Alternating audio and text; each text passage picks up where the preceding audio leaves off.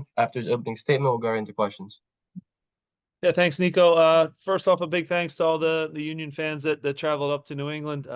We felt you guys. It was loud. It was created a good atmosphere for our players.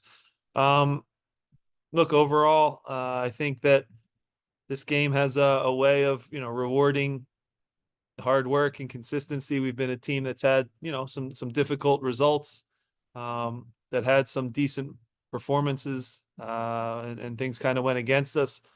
I thought that, if you think about the play that changes the game, Mikel, just a real effort play, creates the red card, and then we kind of go from there. Didn't got the first goal, but didn't comfortably handle the first half. I thought that the second half was much better, much more professional from the guys.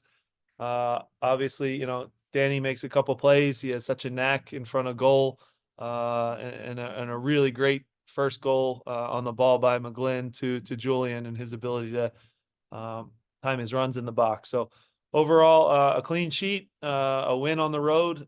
We've become the road team this year. We know we have to get back to improving our home form for sure. I still will say we played some good soccer in our home games, but certainly on the road we've been very difficult and tough to play against. A lot of good performances tonight. I'll single out Leon Flock as a guy that who's been out for almost 7 to 9 months, and really came in and made a big impact on the outside of midfield and also as the sixth tonight. Really happy for him, and overall a big 3 points when we kind of needed it most. Thanks, Jim. Todd Lewis. Thanks, Nico. Jim, you mentioned it, so I might as well bring it up. But you guys, 8 games on the road, you guys remain undefeated. You guys have been tough to play against on the road the last couple of years. Are you noticing anything different this year compared to years past?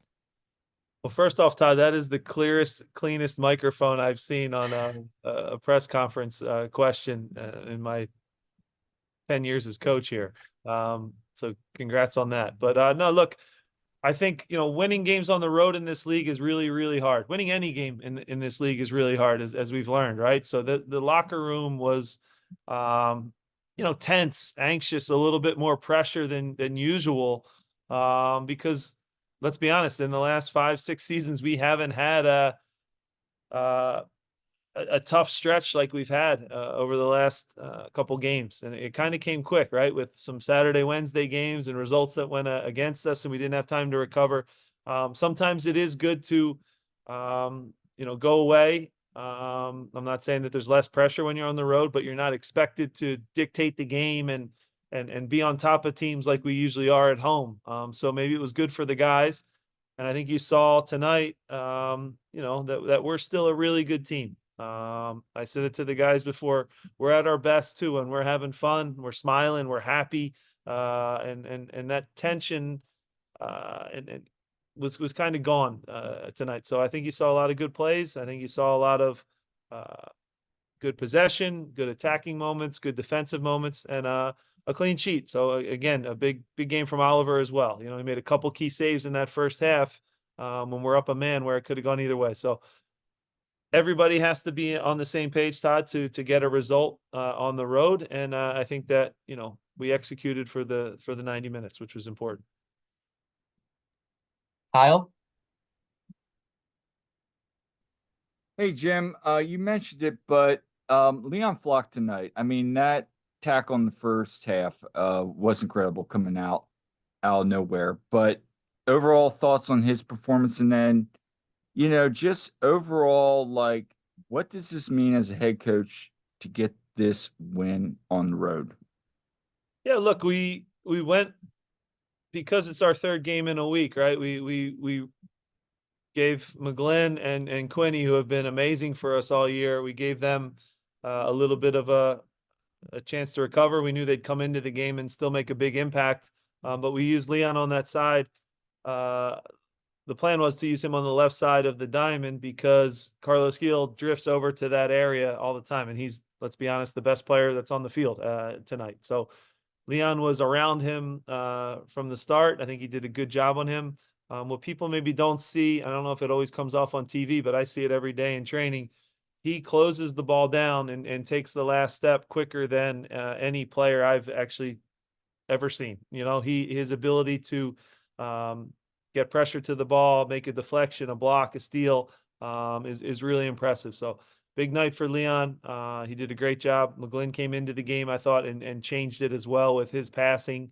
So a lot of really good performances and a lot of good accolades to go around. But certainly Leon on that turf, he's even quicker, and did a great job for us defensively tonight. Because it's not an easy task when Carlos Gil, he has a way of baiting you in and he gets you to cheat, and he acts like he's going to go to his right foot, but he really never does, but almost never does. And he gets on that left foot, and then he can play through balls, he can shoot, he can cross, and he's a real weapon. So we did a good job of getting 2 or 3 guys around him a lot tonight, but certainly Leon made a lot of big plays, making him uncomfortable. Jillian? Thanks, Nico. Hi, Jim. What does it mean to have this team, to have Gazdag and Carranza now in first for most goals scored in the same match by a pair of teammates? Yeah, it's important. I've said it to you guys a ton. I thought Mikel was good and solid again tonight too. So that's 3 good games in a row for Mikel, which really helps. When we get those guys going, that front 3, they're really tough to handle. And again, Julian scores a big goal for us. It's not an easy one because that cross gets on him quick. Obviously, it's a great ball from Jack, but not an easy header. And then Danny, like I talk about all the time, he has a way of, I always say, going invisible in the box where people just lose track of him in there. And he did a good job finishing off a couple plays. Good composure too, because he could have took a couple of them. First time he stayed calm while everyone else is scrambling and going a million miles an hour, and picked out spots in the net to make the difference. So really good night from him. Statistically, Danny's having a heck of a year. And really happy and proud of him. I think he knows he's got a big competition coming up for Hungary and the Euros, and he wants to show his coach that he wants to be a part of that starting lineup for a great Hungary team. So proud of Danny, happy for him, and continues to hit the back of the net. Julian as well, and yeah, we're lucky to have them here in Philly. And final question will go to Jose Nunez. Hi, Jim. Can you hear me? Yes, Jose, all good. Okay, so I can guarantee you my microphone is nowhere near as good as Todd Lewis's, so bear with me. That was impressive. I thought I was talking to LL Cool J from like the 90s. Wow.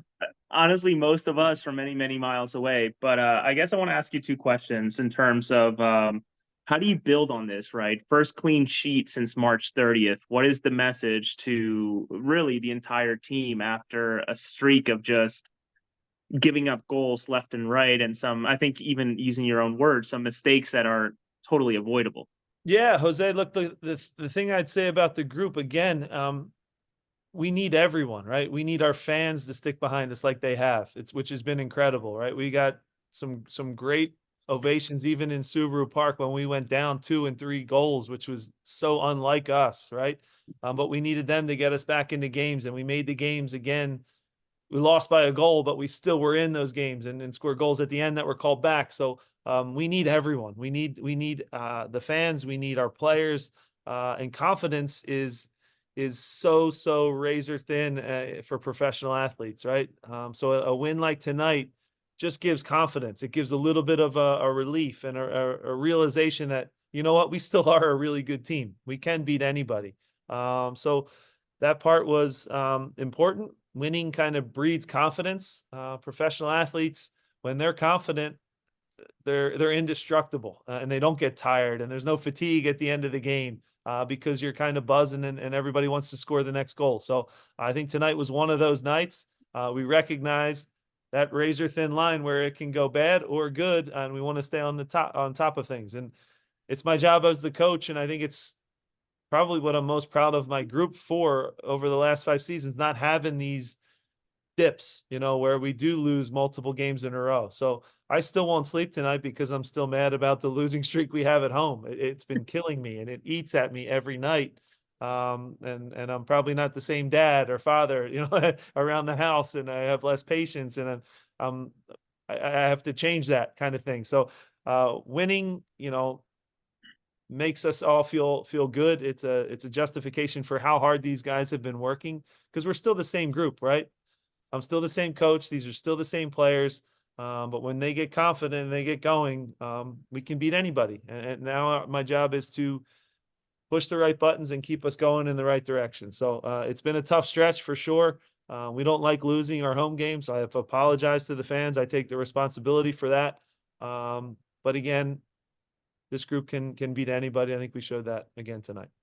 And Nico, sorry, but quickly, if you could give us an update on Jose, obviously uncharacteristically coming off at halftime. And then my final question, sorry to lump this in, but Jack McGlynn just continuing to get more and more involved game in and game out. Obviously this game specifically coming in a situation maybe where you weren't expecting to bring him in this early. But I mean, you've often talked about how you see players fitting in different leagues and different playing styles.